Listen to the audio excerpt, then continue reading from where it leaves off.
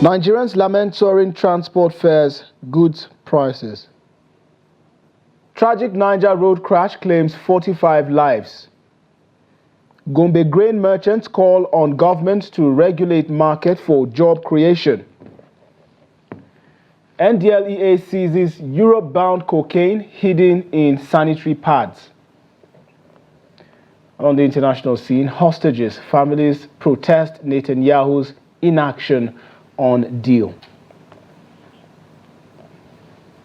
A very good evening and welcome to the news update on Trust Television. My name is Sagir Ibrahim.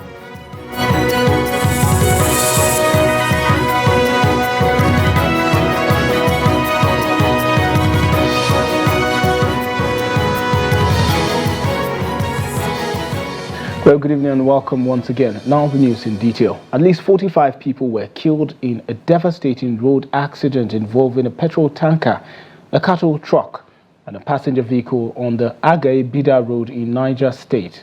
The accident, which occurred around 1 a.m. near Manworo village, led to an explosion that engulfed the vehicles in flames.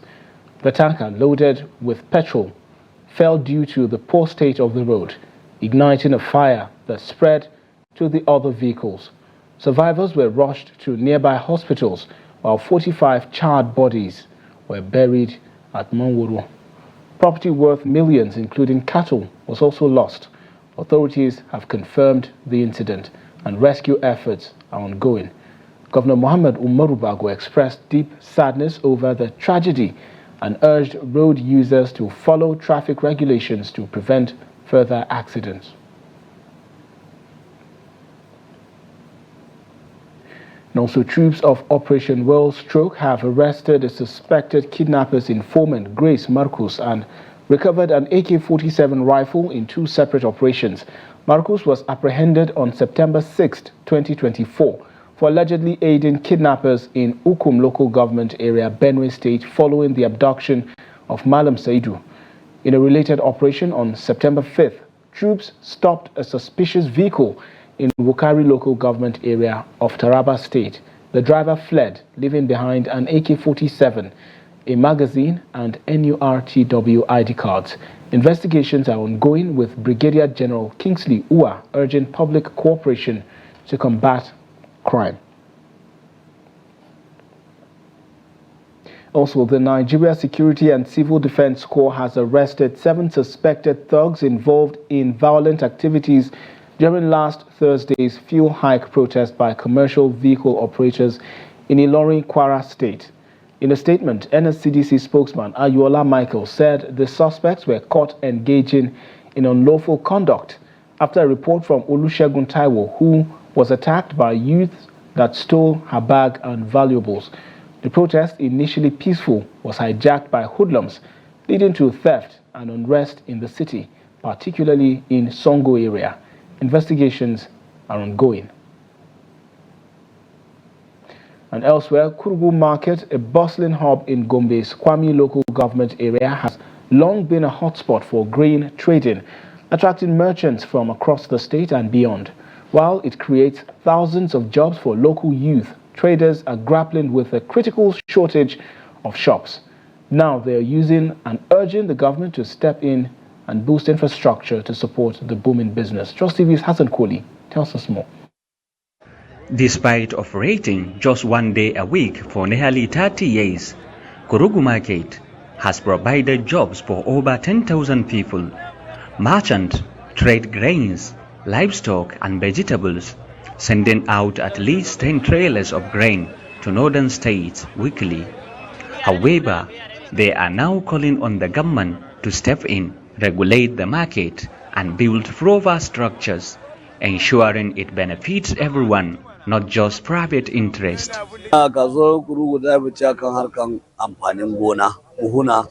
This market was renowned for its grain transactions, and we are helping the government in providing the job opportunities for the youth. Many youths are here with us to sustain their lives. Some are our apprentices, while some are laborers, and all depend on this market. One merchant will help 20 youths earn a reasonable amount of money here. Besides, The government too is benefiting as we are paying revenue at all. In politics, uncertainty looms over the APC as National Chairman Abdullahi Umar Ganduje faces mounting challenges to his position. The former Kano governor is battling corruption allegations while North Central APC leaders argue that their region is entitled to the chairmanship based on the party's constitution. In this report, Trust TV's Shafiu Suleiman speaks with key figures and analysts to examine the power struggle within the ruling party. Here's his report. The incumbent national chairman of the All Progressives Congress APC, Abdullahi Umar Ganduje, emerged after a national executive committee neck of the party shortly after the inauguration of President Bola Ahmed Tinubu, following what many see as a forceful resignation of its former national chairman Abdullahi Adamu and his secretary Yola Omishore. Recent speculations about his removal have raised questions on whether the former Kano State Governor Abdullahi Ganduje may as well be on his way out of the party's leadership in questionable circumstances like his predecessors. Credible sources within the ruling party are pointing to an underground move to ease him of the party's national leadership responsibility by the presidency, which is said to be considering an ambassadorial appointment for him and shopping for his replacement from the North Central Zone, whose position he is currently occupying since the forced resignation of its former national chairman Abdullahi Adamu, who is from Nasarawa State.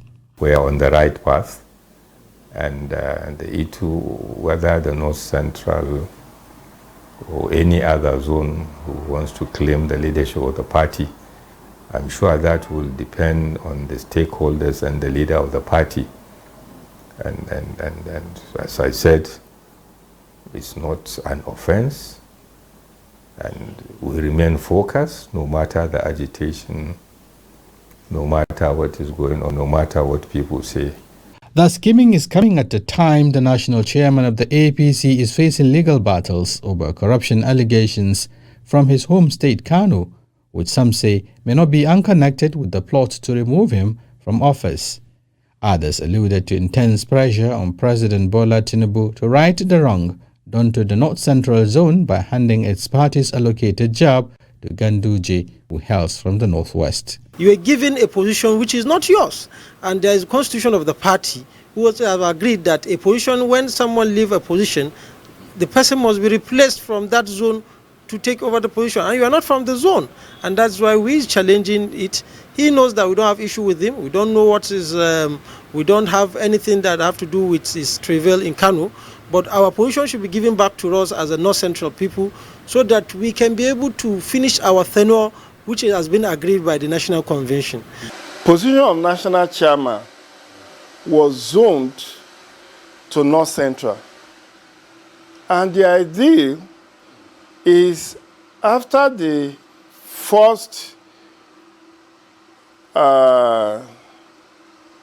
exit or first resignation of Adamu Abdullahi and Iyolo Mishore, the replacement for those two positions should have come from North Central and Southwest. Now, you saw Senator Bashir coming from Southwest, replacing Iyolo Mishore. However, the embattled national chairman of the APC says he is not disturbed by the antics of those he sees as distracting him from consolidating on his mission to secure victory for the party in the next off-season elections in Edo and Ondo states, in addition to his efforts to unite and stabilize the ruling party. But as I said, we are focused. We will continue to meet with stakeholders. We will continue to ensure that the party is stable, so that by, inshallah, by the time we have election, we'll be able to reclaim Edo, which was formerly an APC state.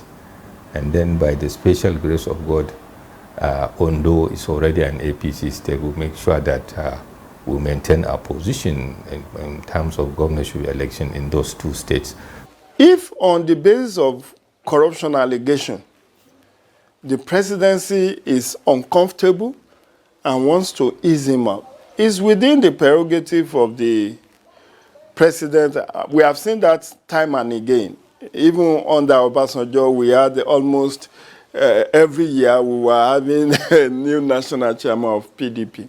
As the party whose voting is dwindling due to current hardship in the country as a result of its policy choices is set for a scheduled National Working Committee NWC meeting.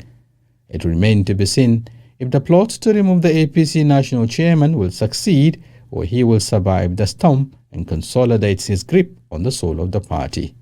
Shafiu Suleiman, Trust TV News, Abuja. And ahead of the September 21 governorship election, the Edo State Police Command has begun mopping up illegal arms and ammunition. State Commissioner of Police Nemi Iwo made the announcement during a meeting with political party chairmen and candidates, emphasizing the need for a secure election process. He urged all parties to discourage violence among supporters, assuring them of adequate security for voters and election materials. Iwo also called for public cooperation, requesting information that could help maintain peace throughout the election.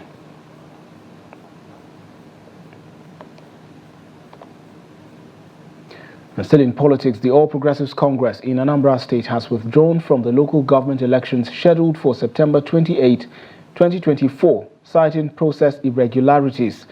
The decision made during a stakeholders meeting in Oka was led by figures including Donatus Emecheta and Akunwata Obadike. State Chairman Basil Ejidike announced that the party will challenge the election process in court, claiming violations of the Electoral Act 2022. Ejidike criticized the Anambra State Independent Electoral Commission, ANSEC, and Governor Chukwuma Soludo for failing to ensure a fair and transparent election process. The APC has called for focus on upcoming 2025 governorship election while condemning the lack of time for primaries, campaign rallies, and adherence to electoral regulations. Local government elections have been on hold for over a decade, with caretaker committees managing the 21 local government areas in Anambra State. And tragedy struck in Ugu Mpume layout, Nkpo Idemili North local government area, Anambra State, as a mother of 3 and another resident were swept away by floodwaters while they slept. The victims were later found dead at a different location. The flood caused by an 11-hour downpour from Thursday night into Friday morning wreaked havoc on homes and farmlands in the community. Residents blamed poor construction work for the disaster and have appealed to the state government for urgent intervention. The State Emergency Management Agency is assessing the situation.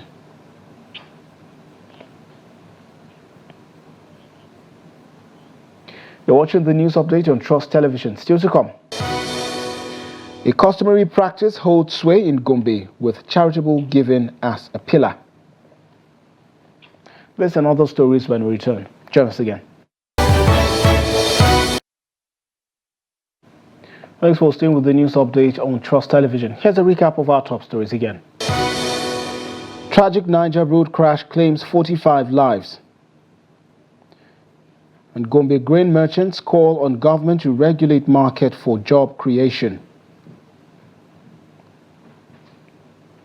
And to other stories now, the National Drug Law Enforcement Agency has intercepted multiple shipments of cocaine and pharmaceutical opioids concealed in women's sanitary pads and hair treatment cream containers bound for the United Kingdom, Ireland and Cyprus. According to a statement from the Director of Media and Advocacy, on September 3, 2024, NDLEA officers recovered 30 parcels of cocaine weighing 1.1 kilograms hidden in hair cream containers during cargo inspections headed for Ireland. Another 24 parcels of cocaine weighing 862 grams concealed in similar containers destined for the United Kingdom were seized on September 6th at the same logistics company. In a separate operation on September 3rd, 525 pills of tramadol, 225 milligrams and ecstasy were found stashed in sanitary pads destined for Cyprus at another Lagos courier firm. Additionally, on September 4, operatives seized 200 ampoules of promethazine and pentazocine injections hidden in food items and herbs heading for London.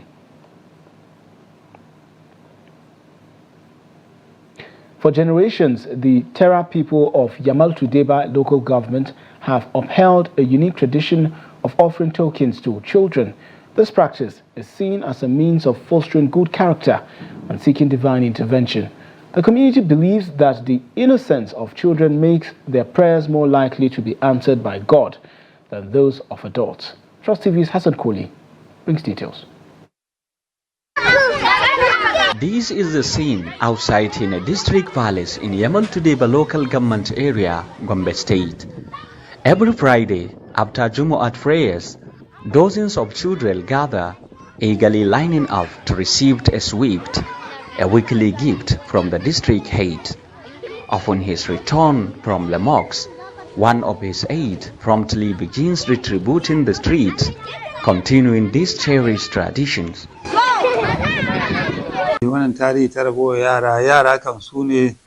We have been practicing this tradition for decades. In fact, we inherited it from our ancestors. We do believe that children have a special place in heaven, as they are not committing sins as adults did. Therefore, we are always trying to bring children close to us with a gift, and we are using them to seek divine intervention from Almighty Allah. For all this time, we are indeed noticing a positive impact of the tradition. Therefore, we will continue with it. Residents say this long-standing tradition has deeply shaped the norms and values of their people. Even after hundreds of years, the Hino community has remained committed to their customs, fostering a strong bond of love and unity between leaders and their people.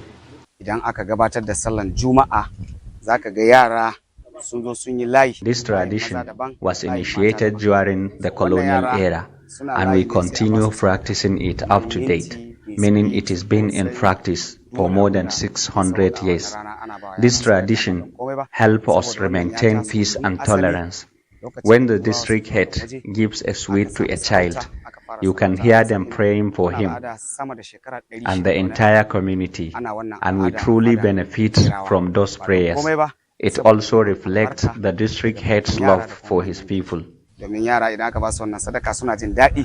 According to the district head, this practice is not unique to Hina, but is embraced by all Tera communities in Yamal Tudeba local government area. At a time when many customs are fading in the modern world, this one continues to thrive, admired and cherished by the people. From Gombe, Hassan Koli, reporting for Trust TV.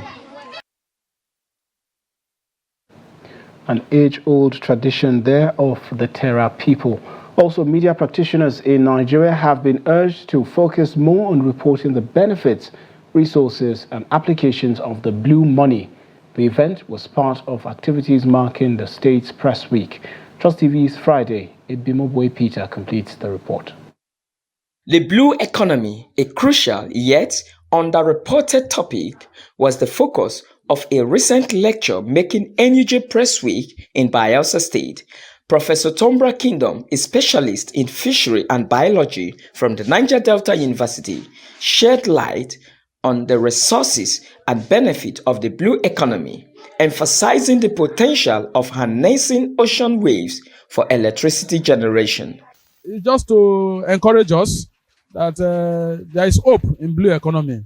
We need to do things sustainably, and that oil is not sustainable, but the fish resources that we have, the water around us, renewable energy, that is the way we should go in Nigeria. Another guest lecturer, Dr. Kola Oredipe, charged the journalist to strive towards exploring the gains of the blue economy. I would just want to encourage media practitioners in Nigeria to consciously promote all the good ideals, the potential, the opportunities that we have in the blue economy, to be a new ginger for national development.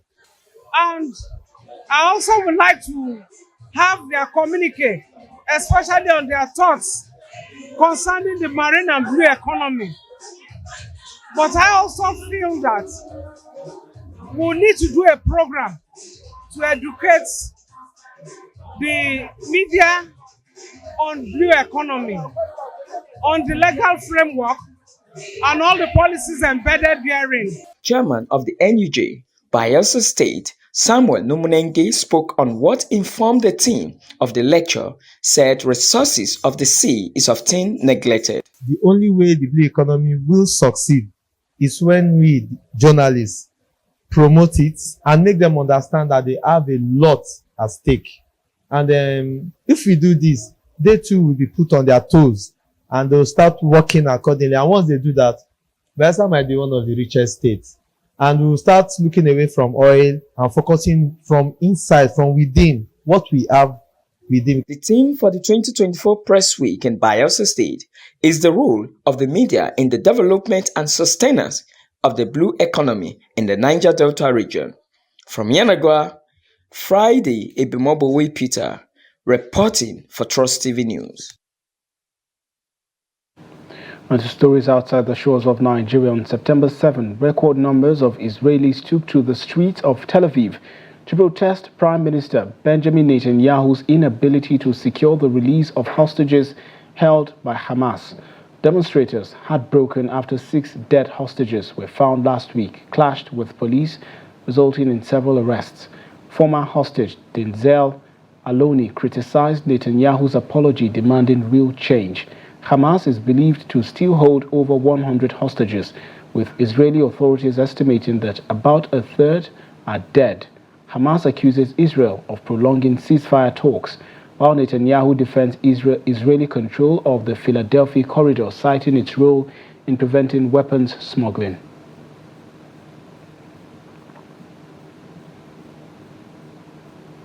And in sports, Nigerian boxer Oluwole Bolatito suffered her first professional defeat on Saturday in New Zealand, where Lami Daniel defended her IBF Women's Light Heavyweight World title.